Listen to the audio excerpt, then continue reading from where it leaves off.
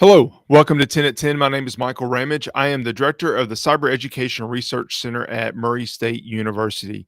10 at 10 is brought to you through a partnership between Murray State University, Grow West, the Technology Council of West Kentucky, KY Innovation, and our local partner, Sprocket Innovation in Paducah, and the Kentucky Innovation Station in Madisonville.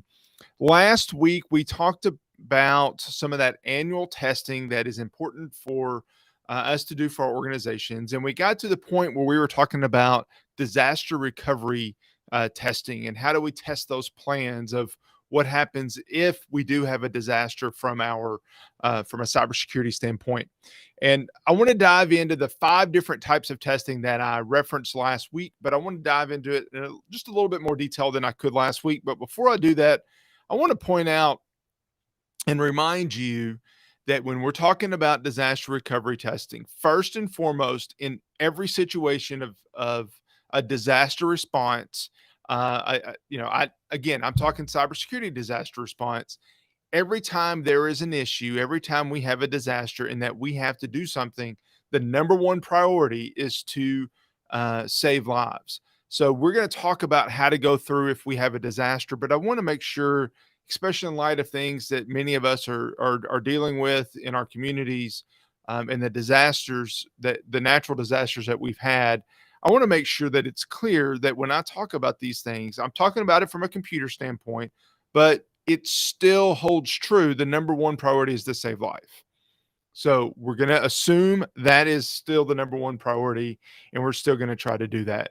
But in disaster response planning, there are or disaster response testing, there are 5 different types of um, testing that we can do: read through, walk through, simulation, parallel, and full interruption. And I want to spend just a couple of minutes on each one of these items to explain what it means and how we might be able uh, to go through a little bit of testing in these different scenarios. First of all, the read through. It's also called a tabletop. A tabletop is the easiest, the simplest testing process that you can have. We actually have our students create tabletop exercises for a fictitious organization in some of our classes. The idea is that you're going to take a scenario that is developed in our classes. Actually, our students develop the scenario where you have an injection. Perhaps you get hit with ransomware. Perhaps you get hit with a power outage, a prolonged power outage. Maybe you get a hacktivist threat, whatever it might be. You read through the scenario, and you, as an organization, talk through your plans and how you would respond to it. Normally, it's a small group, maybe a small group of managers and stakeholders. It's always a good idea if you have executive leadership in it. If you have a cross-functional team, so that you could have, if you get hit with ransomware and you happen to be an external facing entity, that you have a lot of customers, um, have somebody from communications marketing so that you can get that external communication piece out. There's a lot of different ways that you can do a tabletop exercise, and they actually are very helpful. Um, but it's just about sitting around a table, reading through the procedures, talking through the procedures more so than reading through, and making sure that there's no gaps in those procedures. Pretty simple. It's also very effective. I recommend that you do a tabletop exercise for your organization, no matter how big, how small, at least once a year. All right. So maybe you're saying, well, I don't know how to do that. I don't have the information. I don't have the tools. I don't have the techniques. I don't know the scenario. There are resources for that. If you contact me through the email at the end of the 10 at 10, I will make sure that you get to those resources. There are some resources where you can do that for free. There's also resources where you can pay somebody to do that. And frankly, most of these walkthrough you could probably do on your own, but the rest of these you may require some external support anyway. The second one is a walkthrough. Walkthrough extends that tabletop exercise just a step further by actually having you respond at the actual locations. So what does that mean? if we're reading through a scenario in our policy, our disaster response to a fire in our data center is to go get the fire extinguisher. Well, let's drive to our data center and go physically pick up that fire extinguisher. Why? It's possible it's not even there. We just assume it's there, but it's not actually there. Two, maybe it needs to be charged. Maybe it needs to have a second one. That that location may not be the best, but you won't know that unless you actually walk through the scenario. If the answer is restore from restore from backup tapes, well, where are the backup tapes? Make sure that they are being put where they're supposed to be put. Maybe the assumption is that they are being stored in one location, but they're actually being stored in a different location. All of those things we think we know, but until we actually go through that scenario, we may not be for certain. So this just asks us to take that tabletop, that read through a step further, and walk through it. That could be very useful as well. Simulation. So when we were in school, we all had to do fire drills, tornado drills. And in that fire drill, the fire alarm goes off. So what do you do when that fire alarm goes off? You have to evacuate the building.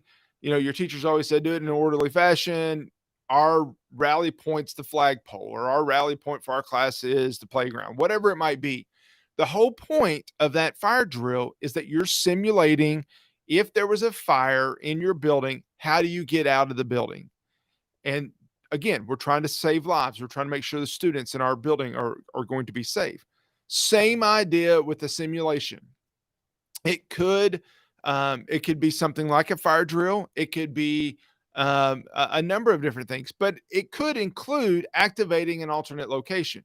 So if our building loses internet, let's say that's the simulation, that our primary facility loses internet. What do we do? How do we respond? We activate our backup location. That's how we respond. The simulation will walk us through doing that, if that makes sense. Second, or the fourth one, I guess, actually, is a parallel test.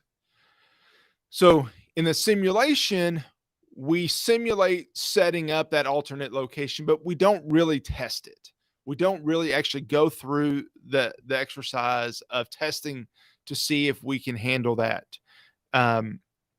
So in a parallel, the systems that are impacted by the scenario are tested side by side with the alternates to realistic operational loads.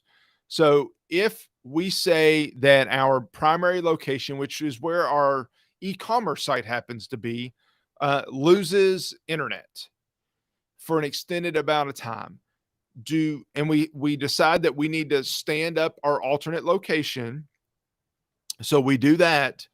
Now, once we do that, now let's run some tests to see if it can handle the same operational load that our primary facility does. That's a step further. That's a step that a lot of times we don't take because, all right, well, I did it. It works. I set it up. All the configurations are right. Let's do it. But we're taking it a step further to make sure that it can handle what that operational load will look like. And then finally is the full interruption test.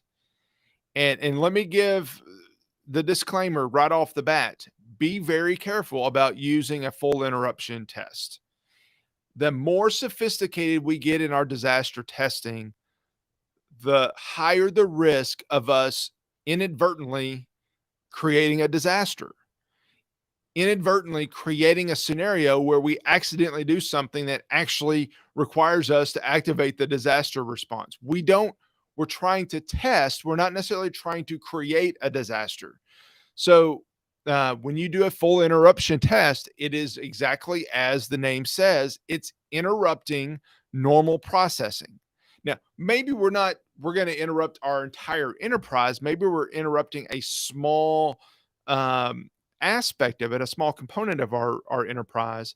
But when we interrupt it, it is as if that system is no longer there. What do we do?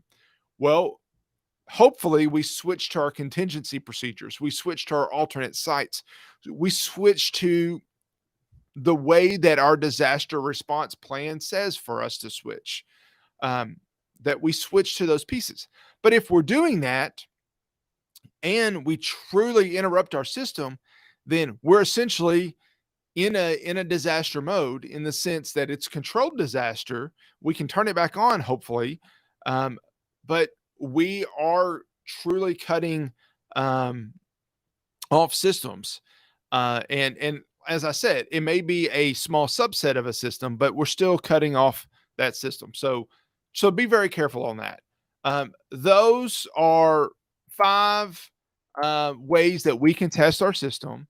These are 5 read throughs. The easiest, working down through the full interruption, is the most severe, is the highest impact, but it's also the most realistic testing that we're going to be able to do for our system.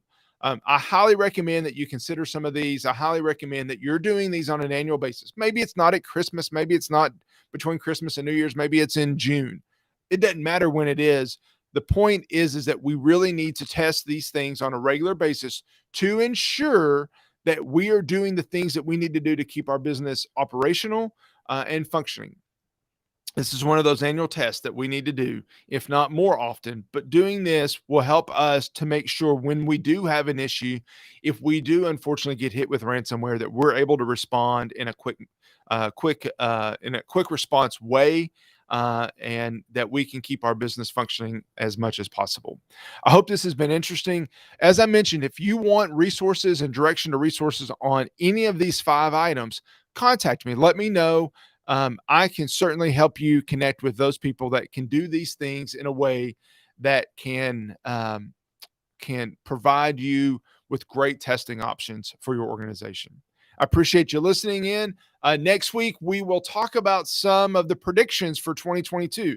As it will be New Year's Eve, we will make sure that we talk about some of those threats and some of those predictions that security experts from around the country and around the globe have predicted for 2022. That way, in another year, we can look back and say how accurate or wrong that they were. Anyway, have a very Merry Christmas. Thank you for joining, and I'll see you next week on 10 at 10. Thank you. Goodbye.